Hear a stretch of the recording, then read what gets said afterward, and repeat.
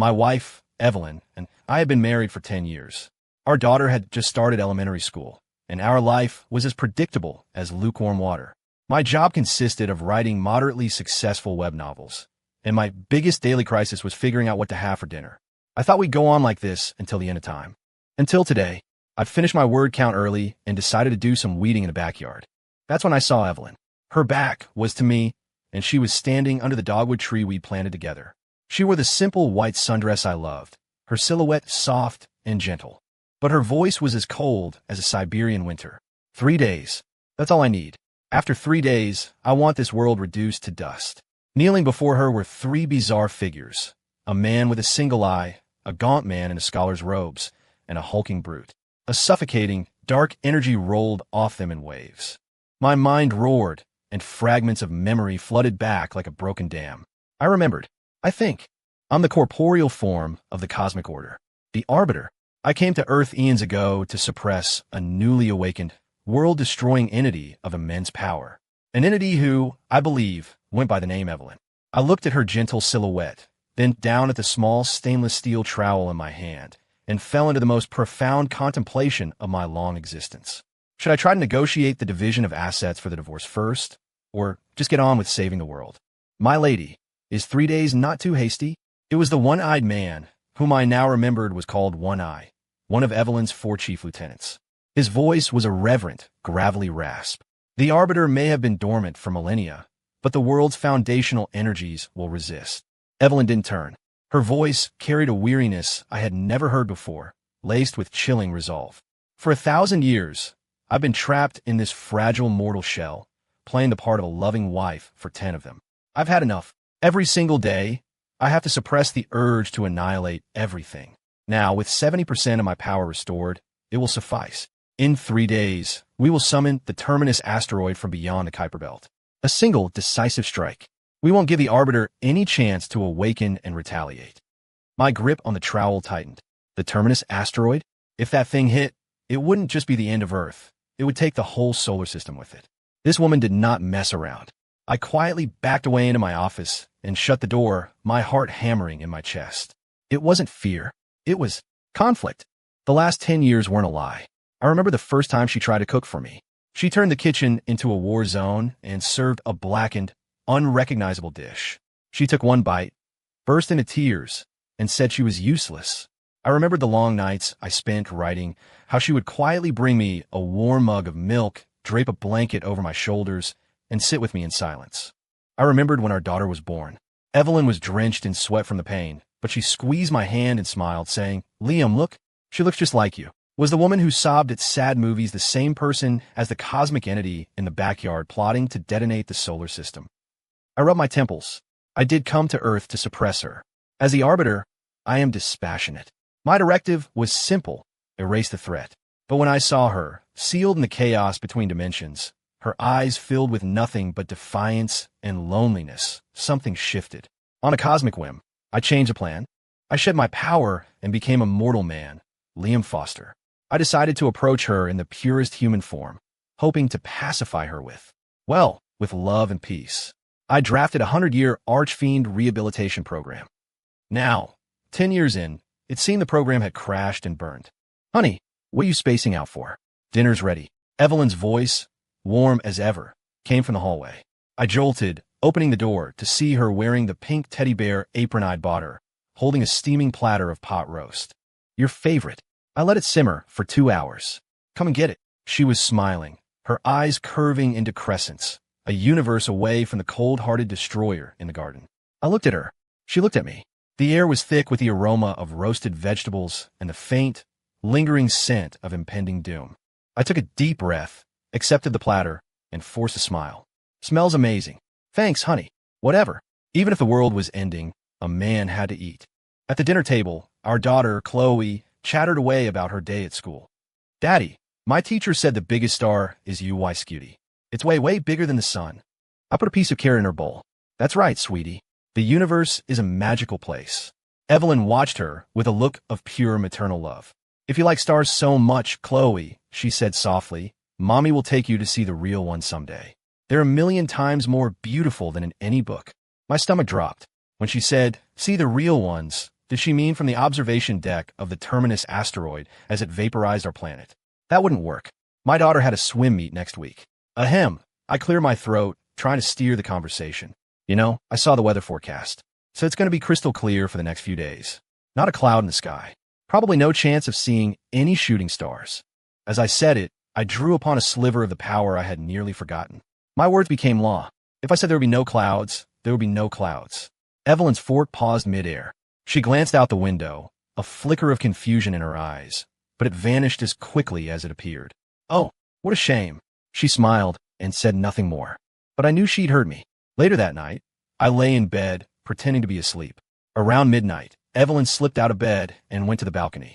I opened my eyes a crack, my consciousness following her. She stood on the balcony, hands forming intricate gestures, muttering words of power as a colossal wave of dark energy surged toward the heavens. She was summoning the asteroid. From under the covers, I silently snapped my fingers. Nice night, I thought. Clear moon, bright stars. Perfect for sleeping. On the balcony, Evelyn's expression grew uglier. She could feel it. Deep in the void of space, the planet killer she'd chosen was being held in place by an invisible, cosmic hand. No matter how much power she poured into the summons, it refused to budge. Not only that, but the entire asteroid belt, which normally drifted lazily in its orbit, had seemingly received a memo. Every rock, big and small, abruptly changed course and shot out of the solar system like it was fleeing a house fire. The space around Earth was suddenly, immaculately clean. You couldn't find so much as a stray satellite bolt.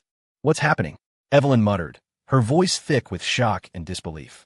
Who is interfering? She tried a dozen more times, each attempt failing.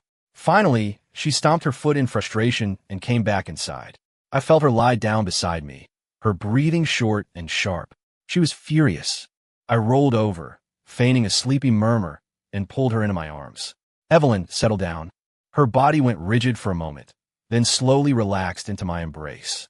In the darkness, I could feel her gaze on my face, probing, suspicious. I kept up the act, but inside I sighed. Honey, your husband just wanted a quiet life. Why do you have to be so bent on global annihilation? I can't live like this. The next morning, Evelyn was in a foul mood. She'd bought coffee and donuts, but she barely touched hers, staring blankly in her mug. Mommy, why are you sad? Chloe, ever perceptive, noticed immediately.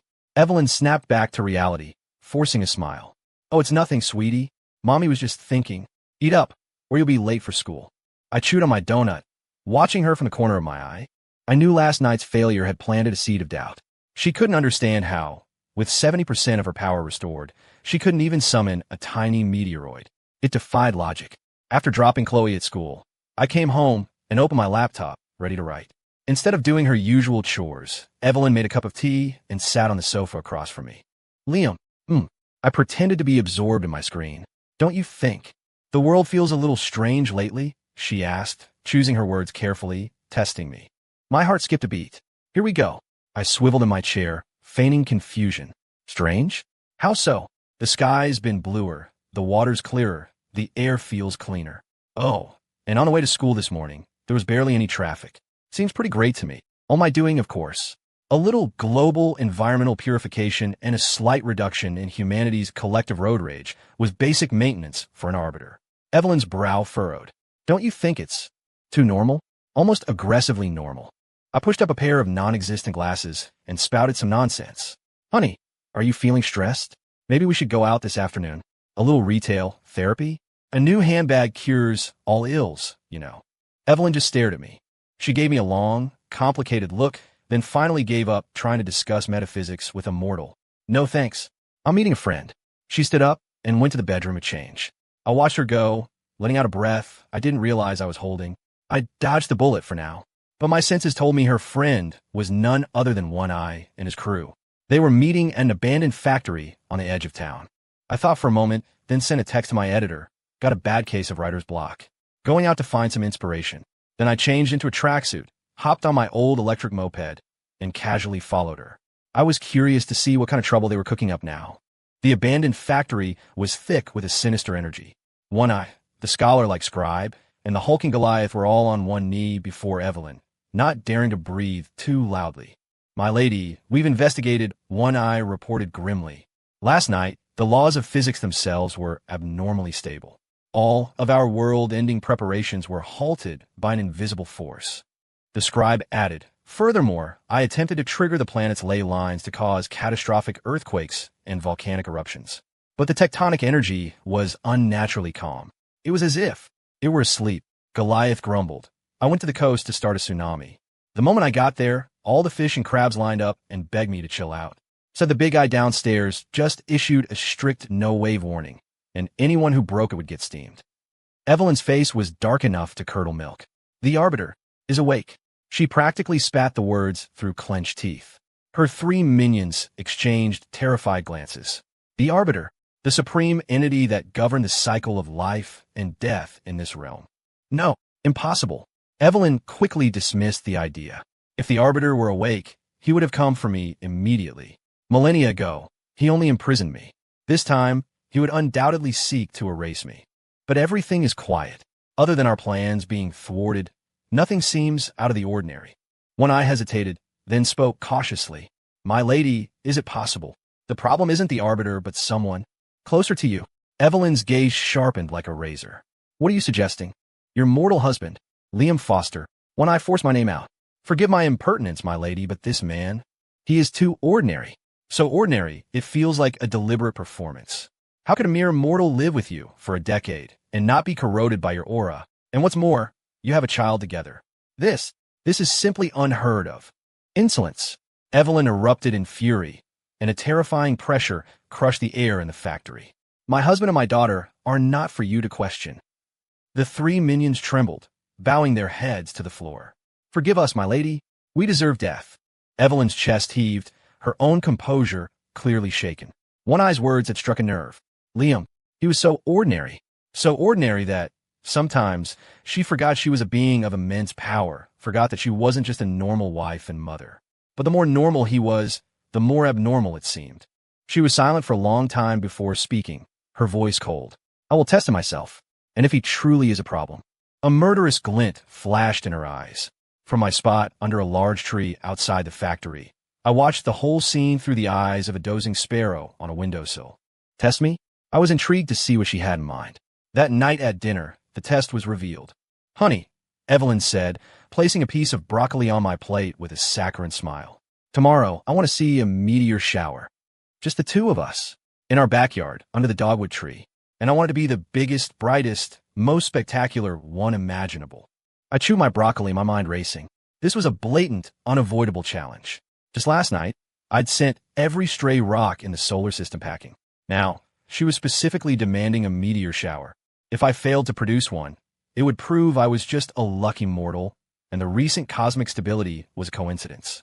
If I succeeded, it would be a direct confession that I wasn't human. Well, I wasn't human anyway. It would tell her I was the Arbiter who had been thwarting her all along. In that case, our little family would probably implode on the spot. "What's wrong, honey? Is that too much to ask?" Evelyn asked when I didn't answer. A flicker of disappointment crossed her face, mixed with relief. Deep down, she didn't want me to be the Arbiter, did she? I looked at her forced smile, and a strange pang hit my heart. Maybe she had been acting for 10 years, but can an actor play a role for a decade and not have it become part of them? I didn't want to lie to her, but I also couldn't let her blow up the planet. It was quite the dilemma. "Not all. How could it be?" I finally replied, smiling back at her. "Anything for you, my love. A meteor shower it is, but a regular meteor shower is too small time. It's not worthy of my wife." Evelyn's pupils contracted slightly. "Then what are you planning?" I gave her a mysterious smile. "You'll see tomorrow night. I promise you a cosmic-level surprise." She said nothing more, just went back to her dinner, but I could tell her mind was in turmoil. The next day, I wrote as usual, while Evelyn fidgeted around the house all day. She mopped the floors, washed the windows, then emptied the entire closet just to refold everything. I knew she was trying to mask her anxiety. Finally, night fell. I took her hand and led her to the dogwood tree in our backyard. The night sky was just as I'd said it the night before, unnervingly clear, without a single star in sight. "Where are the meteors?" Evelyn's voice trembled slightly. I pointed to the sky and smiled. "Patience. They're just getting into formation, putting on their makeup." With that, I snapped my fingers. In the next second, Evelyn's eyes flew wide open. A tiny point of light appeared in the blackness. Then a second, and a third, until thousands, millions of lights bloomed out of thin air. They weren't meteors. They were Jupiter, Saturn, Mars, Uranus. Evelyn's voice was a choked whisper of disbelief. That's right. I had pulled every planet in the solar system, along with all their moons, asteroid belts, and comets, right out of their orbits. Right now, they were gliding in a neat, orderly procession directly over our backyard. The colossal form of Jupiter, its great red spot clearly visible, drifted over our heads, the swirling storms on its surface almost close enough to touch. Saturn, regal with its magnificent rings, passed like an elegant duchess giving us a nod. Even tiny Pluto did a playful little somersault as it went by. The spectacle was as magnificent as it was utterly bizarre. This was my cosmic-level surprise. Evelyn was completely frozen. She stared up at the impossible sight, her body trembling. What is this? I wrapped an arm around her shoulders and whispered in her ear. So, my love, do you like the parade of planets I arranged for you? Who are you? She finally tore her eyes from the sky and stared at me, her expression a maelstrom of shock, anger, betrayal, and a sliver of something else I couldn't decipher. Sorrow. The jig was up. I sighed, knowing the charade was over. I'm Liam Foster, your husband. And I'm also the one you've been fighting against all this time. The Arbiter. When those words left my lips, the air around us seemed to freeze. The color drained from Evelyn's face, leaving it a stark, deathly white. She stumbled back 2 steps, as if trying to put distance between herself and the monster I had become. The Arbiter, she murmured, her eyes vacant, her world collapsing around her. And why wouldn't it? The nemesis she had hated for a millennium, the being who had imprisoned her, was the man she had shared a bed with for 10 years. The father of her child. The universe had a sixth sense of humor. So these 10 years, it was all a lie. Her voice cracked with tears. You got close to me, married me, had Chloe with me. All just to keep me suppressed? To mock me? No, it wasn't. I tried to explain. Don't come near me, she shrieked, and a violent wave of dark energy erupted from her body. The dogwood tree instantly withered, and the stone patio set we'd built by hand turned to dust. Her dark hair whipped around her as her eyes glowed crimson. The white sundress bled into a deep, abyssal black, embroidered with intricate, blood-red patterns. The gentle wife, Evelyn, was gone. In her place stood the world-destroying entity who had once terrorized the 3 realms. Arbiter, you cruel, heartless bastard, she screamed to the heavens, her voice filled with infinite grief and hatred. Evelyn, was born of the primordial chaos, wild and free. It was you so-called gods jealous of my power, who slandered me as a demon and sealed me in the endless void. A millennium ago, it was you. Now it's you again. Did you really think you could erase my hatred with a mere decade of fake sentimentality? I'll tell you this. Never. She raised her hand, and the dark energy coalesced into a long sword of pure obsidian. Today, either you die or I do. The point of the sword was aimed directly between my eyes, its sharp energy cutting my cheeks. I didn't move. I just watched her. Watched those eyes, once filled with love, now burning with nothing but profound hatred. My heart ached in a way I didn't know was possible. Evelyn, I said softly, my voice hoarse. Can we please not fight? Don't you call me that, she roared, but the sword in her hand didn't move an inch closer. But you are my Evelyn, I said, taking a step forward, ignoring the blade's tip. Have you forgotten? 10 years ago at the courthouse, you promised to marry me. Have you forgotten arguing all afternoon over the color of the bathroom tiles when we renovated this house? Have you forgotten how clumsy you were when Chloe was born? You didn't even know how to change a diaper until I showed you. Was all of that a lie? Every word was a hammer blow against her heart. The hand holding the sword began to tremble uncontrollably. The crimson glow in her eyes faded, replaced by a storm of conflict and pain. Shut up. Just shut up, she screamed hysterically. Evelyn, I said, looking directly into her eyes, enunciating each word. I admit it. At first, getting close to you was a mission. But Liam Foster falling in love with Evelyn was not. These past 10 years, I've been happy. If you don't believe me, then you can have this life right now. With that, I closed my eyes, fully accepting her blade. As the Arbiter, my true form is immortal. But as Liam Foster, this mortal body was fragile. If her sword moved forward just 1 more inch, Liam would cease to exist. I was making a bet on whether 10 years of love weighed more than a millennium of hate. Seconds ticked by, feeling like eternities. The pain I expected never came. Instead, I heard a metallic clang. I opened my eyes. The sword, forged from her boundless dark energy, had fallen to the ground and dissipated into black smoke. Evelyn stood there, tears streaming down her face. "Wah, Mommy, Daddy, what are you doing? Why does the backyard look like this?" Chloe stood at the sliding glass door, rubbing her sleepy eyes, dressed in her little bear pajamas. The surge of Evelyn's power must have woken her. Both Evelyn and I froze. Crap, we forgot about the kid. Evelyn instinctively reined in all her dark energy, instantly reverting to the gentle mother in the simple dress. She frantically wiped her tears, forcing a smile that was more painful than a sob. It's nothing, sweetie. Daddy and I were just playing a game." "A game?" Chloe tilted her head, unconvinced. "What kind of game wrecks the whole yard?" "And Mommy, you were crying." I rushed over, scooped our daughter into my arms, and tweaked her nose. "Mommy and Daddy were playing Superheroes Wreck the House. We were seeing who was stronger. Turns out, Mommy is way stronger and broke the yard by accident. She was crying because she felt bad." "Oh," Chloe said, nodding in understanding. Then she looked at Evelyn with pure admiration. "Mommy, you're so cool. You're even stronger than a superhero." Evelyn's face flushed red and white, her expression a mix of embarrassment and turmoil. I carried Chloe over to her. "It's okay, honey. Don't cry. We can fix the yard. Let's not scare our little girl." Evelyn bit her lip, looking down, unable to meet my eyes or our daughter's. "Don't cry, Mommy," Chloe said, reaching out a tiny hand to wipe away a tear. "Daddy's not mad at you.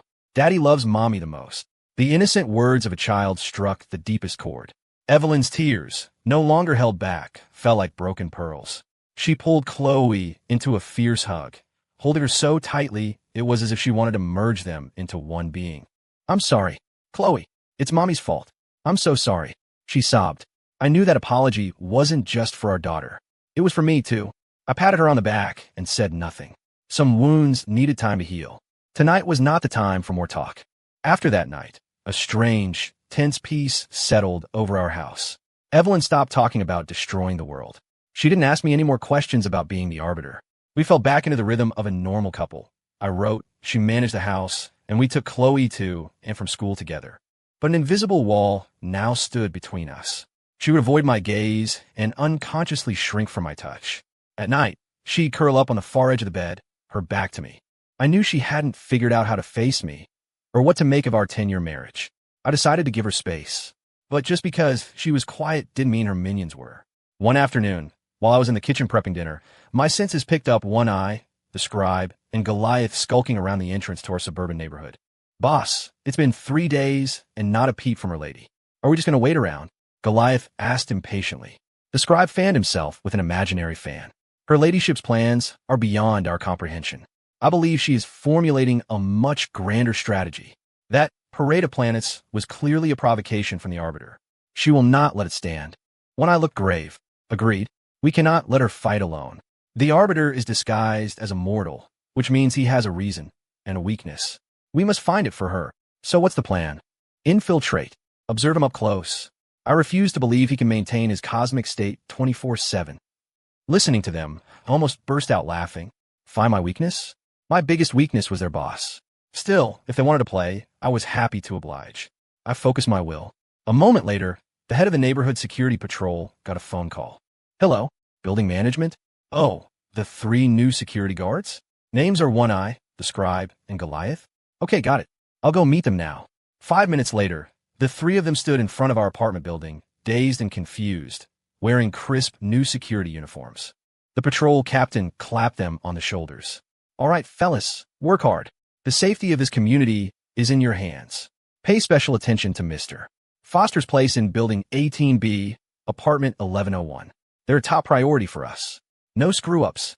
One Eye, the scribe, and Goliath stared up at the familiar window of 1101, then at each other, completely bewildered. The infiltration had gone a little too smoothly. With my wife's minions now employed as our neighborhood security, daily life got a lot more interesting. When I took Chloe to school in the morning, One Eye would snap to attention and salute. "Good morning, Mr. Foster. It's a bright and sunny day. Have a safe trip." I'd nod. "Keep up the good work, One Eye." When Evelyn went grocery shopping at noon, the scribe would trail behind her like a butler, carrying her shopping basket. "Madam, these vegetables are incredibly fresh. Look at this cucumber. So firm and robust. A fine choice. You have an excellent eye." Evelyn would blush. "Scribe, You really don't have to do this. It is my honor to be of service to you, madam. When I went down to take out the trash in the evening, Goliath would sprint over and snatch the bag from my hands. Mr. Foster, a man of your stature shouldn't be burdened with such trivial tasks. Allow me. He would then cradle the garbage bag as if it were a holy relic and gently place it in the dumpster. It made taking out the trash a very high-pressure event. Under the guise of their jobs, the three of them monitored me 24/7, trying to find my flaw. On the first day, they saw me get writer's block and scratch my head in frustration. One Eye immediately reported on his walkie-talkie, reporting to her ladyship. Target's weakness identified. He fears writing. We can hire 10,000 trolls to flood his books review section and crush him mentally. Evelyn, who was mopping the floor, silently hung up the phone. On the second day, they saw me accidentally nick my finger while chopping vegetables. The scribe excitedly offered his strategy, reporting to her ladyship. Critical vulnerability discovered. The target can be wounded. His mortal form is weak. We can sneak up behind him with a poison-laced brick. One hit, one kill. Evelyn, who was watching TV, emotionlessly changed the channel. On the third day, they saw me playing hide-and-seek with Chloe and get found instantly. Goliath triumphantly radioed in, reporting to her ladyship. The target's counter-surveillance skills are abysmal. He can't even fool a small child. We can set an inescapable trap, lure him in, and catch him like a fish in a barrel. Evelyn, who was peeling an apple for Chloe, accidentally sliced off half the apple with a loud crack. After a week, the trio had compiled a thick dossier of my weaknesses, including but not limited to snores while sleeping, cries during sad movies, enjoys cilantro, dislikes washing dishes, and hides his emergency cash in a copy of the big book of unexplained phenomena on the third shelf. They proudly presented their findings to Evelyn. My lady, behold, herein lie all the weaknesses of the Arbiter incarnate. He's a complete pushover. If we just seize the opportunity, we can surely. Before they could finish, Evelyn calmly took out her phone and dialed building management. Hello, is this Mr. Henderson? This is the resident in 1101. I'd like to file a complaint about the 3 new security guards. They're lazy, they harass the residents, and they're severely disrupting the quality of life in this community. Yes, I want them fired immediately. And so, after only 1 week on the job, One Eye, the scribe, and Goliath were honorably discharged. I saw the 3 of them leaving the neighborhood with their belongings, their shoulders slumped in defeat. The picture of utter dejection. I sighed. Why did they have to make things so difficult? Couldn't they just be happy being evil minions? With the 3 stooges gone, life returned to its superficial calm. But the elephant in the room was still there, and eventually it had to be addressed. That Saturday, we took Chloe to an amusement park. She had the time of her life, hopping from the carousel to the bumper cars to the pirate ship, her laughter echoing like tiny bells. Evelyn and I followed behind, the sight of her pure joy bringing unconscious smiles to our own faces. It felt warm, natural, as if nothing had ever happened between us, as if we were still the happiest little family in the world. After getting off her roller coaster, Chloe begged for cotton candy. I went to stand in a long line, leaving Evelyn and Chloe to wait on a nearby bench. It took about 15 minutes. When I returned with 2 giant, rainbow-colored clouds of spun sugar, I found Chloe sitting on the bench alone, sobbing her heart out. Chloe, what's wrong? Where's Mommy? A cold dread washed over me. Daddy, she cried, pointing a trembling finger toward a small grove of trees nearby. A scary man in a black robe. He took Mommy. A black robe? My expression turned to ice. Minions of the dark. I handed the cotton candy to Chloe and knelt beside her. Don't cry, sweetie. You wait right here for Daddy, okay? I'm going to get Mommy back. Before the words had even finished leaving my mouth, I vanished. When I reappeared, I was deep within the grove. Several powerful-looking dark lords had Evelyn on her knees, bound by chains of shadow energy, before a black throne. Seated on the throne was a handsome but cruel-looking young man. The aura he projected felt even stronger than Evelyn's at her peak. Malachur, the Shadow King. I narrow my eyes. He was a primordial entity born around the same time as Evelyn, always second best to her. It seemed that in the millennia she'd been imprisoned, he'd been leveling up. Evelyn, my old friend. It's been a while. Malachur smirked down at the bound Evelyn, his voice dripping with schadenfreude. Never thought you'd see a day like this, did you? Evelyn glared at him, silent. I hear you gave up your grand plans of annihilation for some mortal. How pathetic. Malachur rose and strolled over to her, grabbing her chin. But don't worry. What you won't do, I will. Today, Right in front of you, I will destroy this pathetic world, slaughter your mortal husband, and kill your half-breed daughter. I'll let you taste true despair. You dare. A tidal wave of hatred erupted from Evelyn's eyes. Ha ha, just watch me. Malachor laughed maniacally as a terrifying vortex of dark energy, powerful enough to rip the sky apart, swirled into existence above the city. The world was plunged into darkness. Screams of terror rose from the streets below. The end of the world had arrived. Stop! A calm voice cut through the chaos. I stepped out from the shadows. Malachor's laughter died in his throat. He turned, looking at me with amusement. Oh, and you must be the mortal. He sized me up, his eyes filled with contempt. An ant without a shred of power dares to interfere in the affairs of a king. Let her go, I said simply. Ha ha ha. Malachor laughed, as if he'd heard the funniest joke in the universe. Boy, are you giving me an order? Do you have any idea who I am? I could turn you to ash with a flick of my finger. Evelyn panicked, yelling at me. Liam, get out of here. Don't worry about me. I ignored them both. I just looked up at the massive, swirling vortex in the sky. Then, I raised a single finger and pointed it at the sky. Enough, I said. In the next instant, the world-destroying vortex popped like a balloon and vanished without a sound. The sky cleared instantly. The sun shone down, warm and gentle, as if the apocalyptic scene had been nothing but a bad dream. The grove fell into a dead, shocked silence. The smile on Malachor's face froze. His underlings stared, their eyes bulging, as if they were looking at a ghost. They looked at me, this unassuming man in a polo shirt, with utter terror. You. Malachor pointed at me, his voice trembling. I walked calmly over to him, and under his horrified gaze, I took the hand he had used to grab Evelyn's chin. Then I squeezed. Crack! The sharp sound of breaking bone echoed through the silent trees. Yeah! Malachor let out a scream worthy of a pig at slaughter. Forgot to introduce myself, I said with a pleasant smile, showing a row of perfectly white teeth. The name's Liam Foster. Occupation: Arbiter. The situation became incredibly awkward.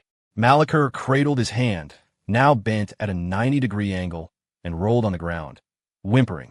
All his regal menace was gone. His lieutenants, petrified, had dropped to their knees, heads buried in the dirt, hoping I wouldn't notice them. Evelyn just stared at me, dumbfounded. This was the first time she had ever seen me act as the Arbiter.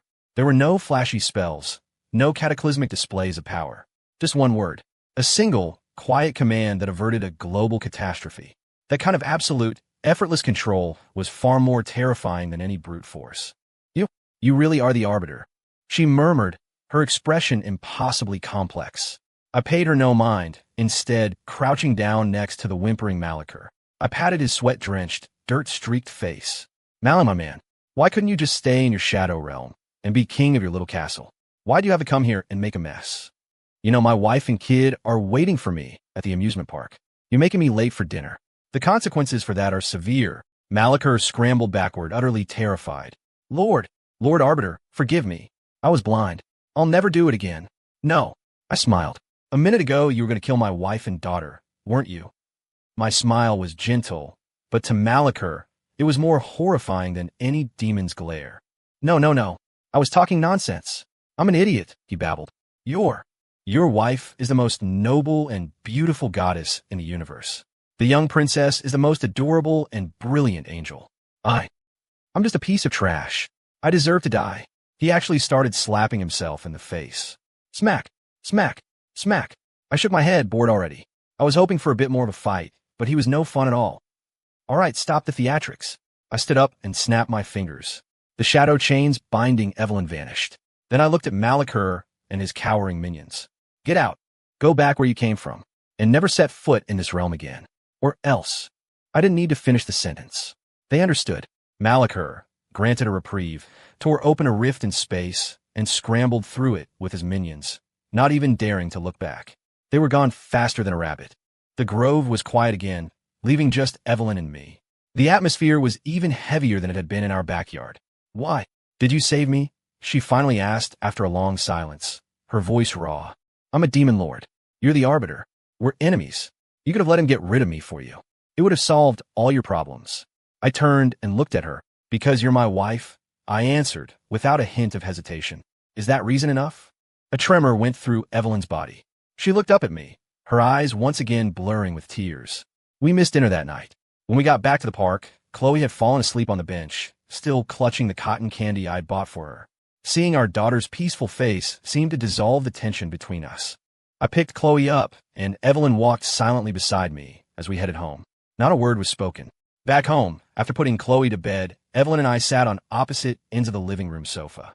The TV was on, blaring some noisy reality show, but it did nothing to break the suffocating silence. Liam, it was Evelyn who spoke first. Yeah, 1,000 years ago. Why did you change your mind? She asked. Why didn't you just erase me?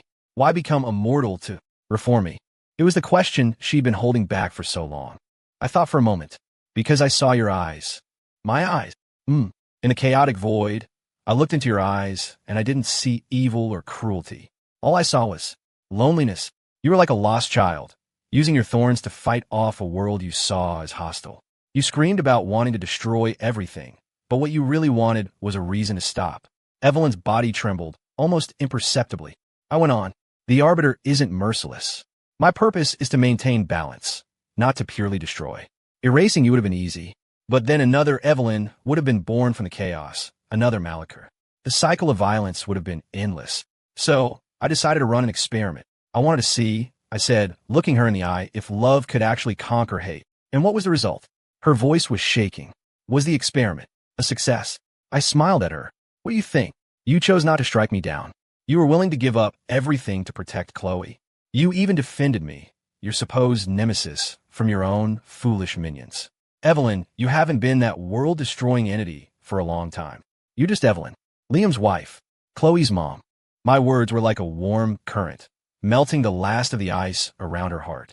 She couldn't hold back anymore. She threw herself into my arms and began to sob, not as a demon lord, but as a child who had finally come home. A decade of suppression, a millennium of loneliness and resentment, all poured out in a torrent of tears. I held her, gently stroking her back. Let out. It's okay. I knew, from that moment on, the wall between us was gone. We were enemies. But more than that, we were in love. Life finally returned to the way it was always meant to be. Warm, ordinary, and happy. Evelyn never mentioned destroying the world again, as if it were a distant, absurd dream. She went back to being the sharp-witted homemaker who would argue with the grocer over 10 cents, the adoring fan who would get excited whenever I wrote a particularly good chapter. Although, sometimes she would still look at me with a hint of competitiveness. One night, as we were lying in bed, she poked me in the ribs. Honey, can we make a deal? Shoot. From now on, can you promise not to use your Arbiter powers? She whispered. Just be a regular, normal guy. I was curious. Why? Her cheeks flushed slightly. Because I want to beat you. Fair and square. Just once. I blinked. So that was it. Her desire for destruction hadn't vanished. It had just changed targets. Me. Are you sure? I raised an eyebrow. I should warn you. While this mortal body doesn't have much offensive capability, it's pretty durable. And I'm a fast runner. Evelyn snorted, climbing on top of me and looking down with a defiant glint in her eyes. Cut the crap. Is it a deal or not? I'm going to show you that even without my powers, I, Evelyn, can still whip you into shape. Seeing her fierce, pouting expression, I couldn't help but laugh. All right, it's a deal, but what happens if you lose? Evelyn paused, then puffed out her chest. If I lose, I'll do all the dishes for a month. You've got a deal. Deal. And so began the great, long-running Foster Family Championship. Day 1, she challenged me to an arm wrestle. Somehow, my noodle-armed rider physique held its own against the former demon lord. She only won by shamelessly cheating at the last second. Day 2, she challenged me to Connect 4. I beat her 10 games in a row, leaving her in a state of existential crisis. Day 3, refusing to admit defeat, she challenged me to a video game. Her powerful mage character ended up being chased around the entire map by my humble support healer. 1 month later, Evelyn stood at the kitchen sink, wearing her pink teddy bear apron, with a look of profound despair on her face. Behind her was a mountain of dishes, a full month's worth. I leaned against the doorframe, sipping my tea. You got this, honey. I believe in you. She turned and shot me a glare that could curdle milk. Liam Foster, you just wait. I'll get my win eventually. I just smiled. You silly woman. You already won. The moment I chose to become mortal for you, I lost this game. And I've never been happier to lose. The days passed, and I was beginning to think our quiet, happy life would last forever. But trouble, as it often does, came knocking. This time, It wasn't from the Dark Realms. It was from the Celestials. Millennia ago, they were the ones who led the alliance of angels, mages, and men to hunt down Evelyn. They called themselves righteous, but they were nothing more than a pack of arrogant, jealous hypocrites. One afternoon, I was helping Chloe with her homework when I felt a holy and utterly nauseating presence descend upon our city. I frowned. Evelyn felt it too.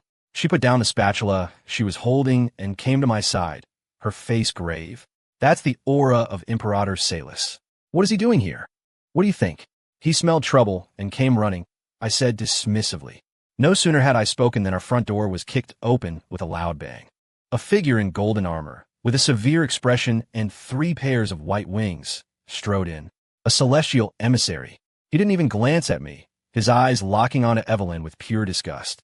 Demon Lord Evelyn, your time has come, he boomed. Imperator Salus himself has led 30,000 soldiers of the celestial host to deploy the god-slaying array. Today, you will be utterly destroyed, body and soul, for all eternity. His voice was so loud it shook the walls. Chloe, startled, burst into tears. A smile vanished from my face. Evelyn was furious, a faint wisp of dark energy beginning to swirl around her. To come into my home and frighten my child. The Celestials are as ill-mannered as ever. The emissary sneered. A mere mortal dares disrespect a god? Kneel. A powerful divine pressure exploded from him, aimed directly at me. He wanted to humiliate me in front of my family. Unfortunately for him, he miscalculated. The pressure, enough to crush a mountain, washed over me like a spring breeze. I didn't even flinch. I just casually cleaned out my ear with my pinky. Noisy, I said flatly. The emissary froze. The arrogant smirk on his face twisted into one of terror. He realized he couldn't move. Not only that, he couldn't speak. He was a puppet with its strings cut, stuck in a ridiculous, overbearing pose in the middle of our living room. Daddy, is that man playing freeze tag? Chloe asked, her tears stopping as her curiosity took over. I chuckled, walked over to the emissary, and slapped him across his handsome, chiseled face. Then I slapped him again. Smack! Smack! Who told you to kick down my door? Smack! Smack! Who told you to scare my daughter? Smack! Smack! And who told you to talk so loud? With every question, I gave him 2 more slaps. Soon, the emissary's face was swollen like a prize-winning pumpkin, his eyes filled with humiliation and fear. Evelyn watched from the side, a small, satisfied smile playing on her lips. It was cathartic, deeply cathartic. All right, don't kill him. We might need him for information, she said. I stopped, snapped my fingers, and released him. Tell me, I said, where's your boss hiding? The emissary dropped to the floor with a thud, all his previous arrogance gone. The Imperator is in the clouds, just outside the city. He sobbed. Please, have mercy. Lead the way, I said. Outside the city, high above the clouds, 30,000 celestial soldiers, clad in silver armor and holding long spears, stood in perfect formation, their killing intent thick in the air. A magnificent throne of white jade floated before them.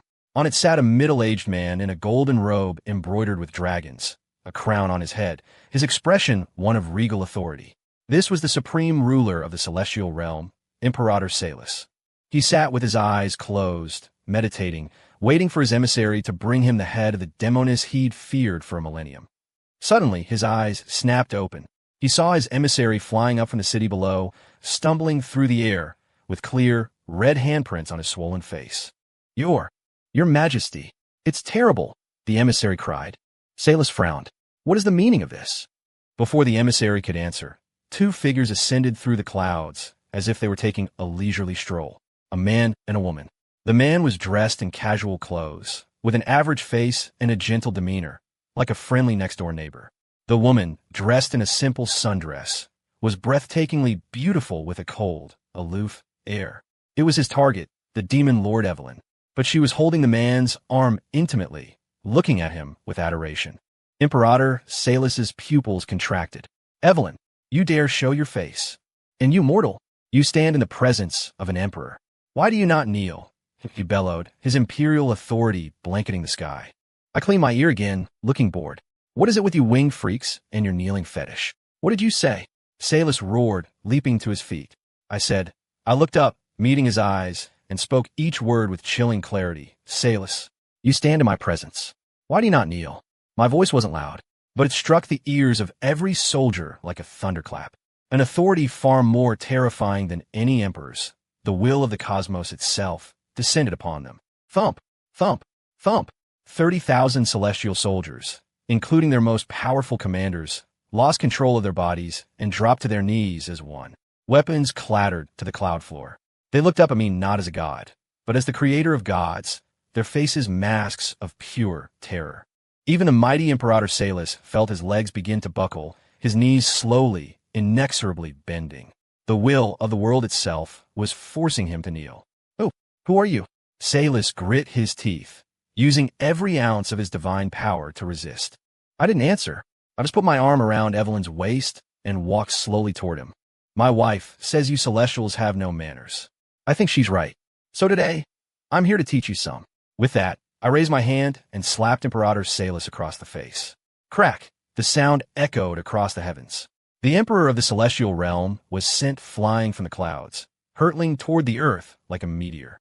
He slammed into the ground on the outskirts of the city, leaving a deep, smoking crater. The 30,000 soldiers knelt in the sky, silent as statues, not daring to even lift their heads. The world was quiet. Evelyn leaned against me, looking up at my face. Her eyes were shining with adoration and something more. "Honey, you're so hot right now." I squeezed her waist and grinned. "Just now figuring that out." "No," she whispered and stood on her toes to give me a soft kiss on the cheek. I've always known. It was the first time she'd initiated a kiss since our big reveal. My heart soared. It seemed that a little display of cosmic dominance was great for a marriage. I brought Evelyn down from the clouds, and we landed beside the crater. Salus was struggling to climb out, covered in dirt and looking utterly pathetic. His ornate robes were torn to shreds, his crown knocked askew. When he saw us, his eyes were filled with a mixture of terror and venomous hatred. "What? What creation are you? Why do you make an enemy of the celestial realm?" he snarled, trying to salvage some dignity. "Didn't I tell you?" I sighed. "I'm here to teach you the rules. Rule number 1, I said, holding up a finger. From now on, you'll be polite to my wife. She is not someone you get to bully." Salus's face turned purple with rage. He, the mighty emperor, had never suffered such humiliation. Rule number 2, I held up a second finger. "Stay out of the mortal realm. You're not welcome here. And that god-slaying array of yours? Dismantle it. It's not a depressing name." And rule number 3, the most important one, I stepped up to him, looking down. "You will never, ever bother my wife again. Or else." I paused, then gave him a friendly smile. "I will tear down your golden palace, pluck every feather from your wings, and make you serve as the court jester for some mortal king for the next 300 years. Imperator Salus shuddered. A jester? The insult was worse than death. He had no doubt that this man could and would do it. What do you want?" he asked, his voice trembling. "Nothing much," I shrugged. "I'm giving you 2 choices. 1, I kill you and find a new emperor who knows how to listen. 2, you take your army, you go back to your realm, and you learn to behave. Pick one." Salus's face shifted through shades of red and white.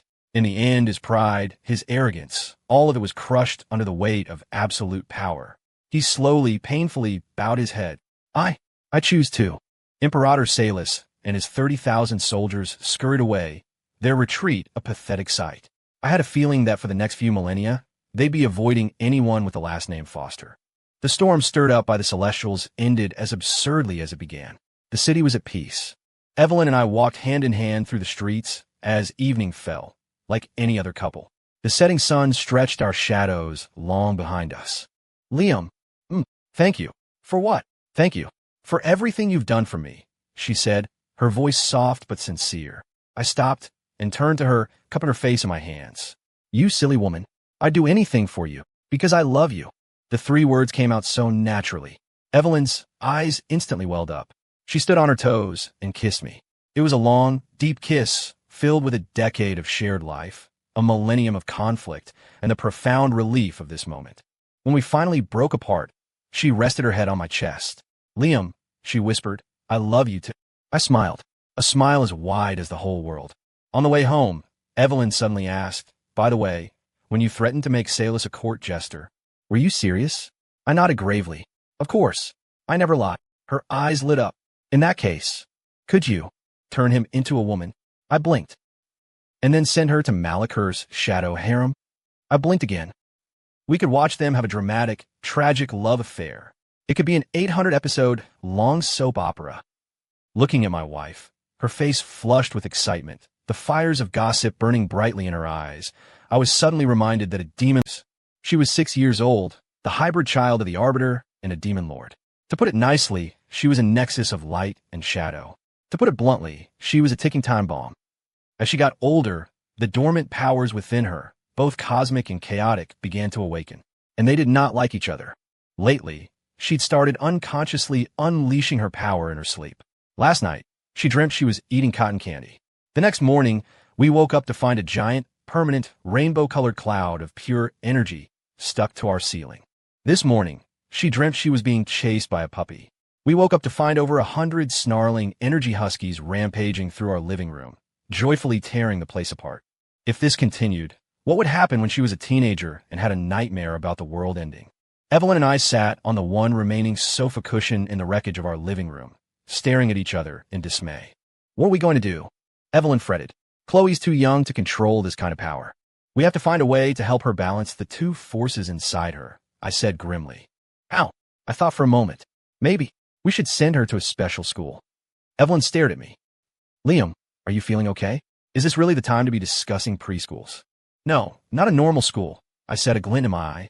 There's a place that might be able to help. What place? The Genesis Academy, in the Empyrean realm. The Genesis Academy was the oldest, most mysterious institution of learning in existence. Legend said its first headmaster was a wisp of primordial energy from the dawn of time. The academy accepted all students, angels, demons, humans, sprites, as long as they could pass the entrance exam. Its core philosophy was balance and coexistence. They might have a way to help Chloe. But Evelyn hesitated. The mages in the Empyrean have always been allies with the Celestials. Would they even accept Chloe? Oh, they'll accept her, I said with a smile that left no room for doubt. And if they don't, I'll just have to tear down their welcome sign. The next day, I took Evelyn and Chloe to the Empyrean realm. The Genesis Academy was situated on a floating mountain, wreathed in violet mist and circled by ethereal cranes. It was an impressive sight. At the gate, 2 acolytes in scholarly robes stopped us. State your purpose. This is the Genesis Academy. Loiterers are not welcome. I stepped forward and presented a letter of inquiry. My name is Liam Foster. I've come with my wife and daughter to enroll my child in your institution. The acolyte took the letter, glanced at it, and sneered. A mortal? You wish to enroll in the Genesis Academy? Preposterous. Begone, and do not waste our time. He started to shoo us away. I remained calm. I strongly advise you to give that letter to your headmaster, or you will regret it.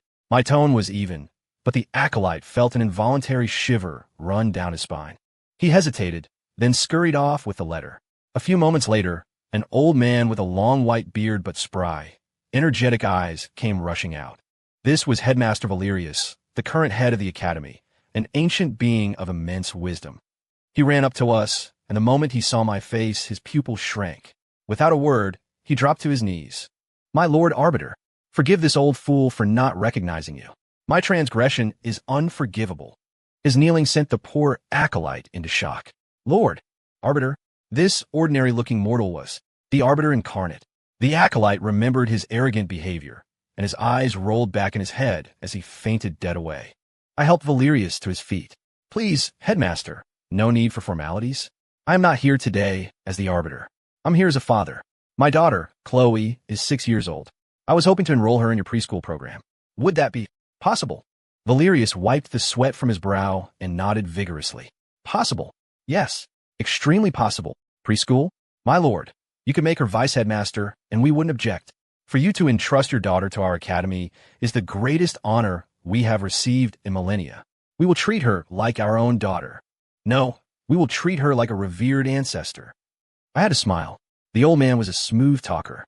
And so, under the stunned gazes of the entire student body, our Chloe became the youngest, most powerful, and most well-connected transfer student in the history of the Genesis Academy. With Chloe's schooling sorted out, Evelyn and I could finally relax. We decided to spend a few days in the Empyrean realm, a little vacation. The scenery was breathtaking. Crystal clear streams, fragrant flowers, and air so thick with pure energy you could taste it. We rented a celestial crane and soared through the sea of clouds, watching countless sunrises and sunsets. At night, we stayed in the guest quarters the academy provided. Chloe was already asleep, and Evelyn and I stood by the window, watching the moon. Liam, do you think Chloe will be okay here? Evelyn asked, a hint of worry in her voice. Don't worry. Valerius is a sharp one. He'll take good care of her. I know, but I still miss her. Me too, I said, pulling her closer. But kids have to grow up. We can't protect her forever. Learning to control her powers, to find her place in the world. It's what's best for her. Evelyn nodded, resting her head on my shoulder. Liam, thank you for giving me a family. Silly woman. We built this family together. We smiled at each other. No more words needed. Outside, the moonlight was like liquid silver, bathing us in its gentle glow. In the distance, we could hear the faint sound of students chanting their lessons. Closer, there was only the steady, peaceful rhythm of our own heartbeats. This was it. A quiet life, a stable world. This was the reason I had given up my supreme power as the Arbiter to become a mortal man. The next day, we went to see Chloe. We found her on a lawn, playing duck, goose with a group of young sprites and fawns. She was it, and she was having the time of her life. Under the guidance of the Academy's unique environment, the cosmic and chaotic energies within her were no longer in conflict. They had reached a strange and beautiful equilibrium. A golden, holy aura and a black, destructive aura intertwined around her, forming a perfect, spinning symbol of yin and yang. Headmaster Valerius stood nearby, stroking his beard with a pleased expression. Lord Arbiter, madam, look, your daughter is a prodigy, the likes of which has not been seen in ages. The two forces within her have already begun to merge. Given time, she may surpass us all and reach an entirely new state of being. A state where God and demon, light and shadow are one. Evelyn and I watched our daughter run and laugh under the sun, her smile brighter than any star, and a matching smile spread across our own faces. The road ahead was long. There would surely be new challenges, new troubles. But so what? As long as our family was together, there was nothing we couldn't face. I am the Arbiter. My wife is a demon lord. Our daughter is the future master of both light and shadow. And we are a loving family. This world, from now on, it's under our protection.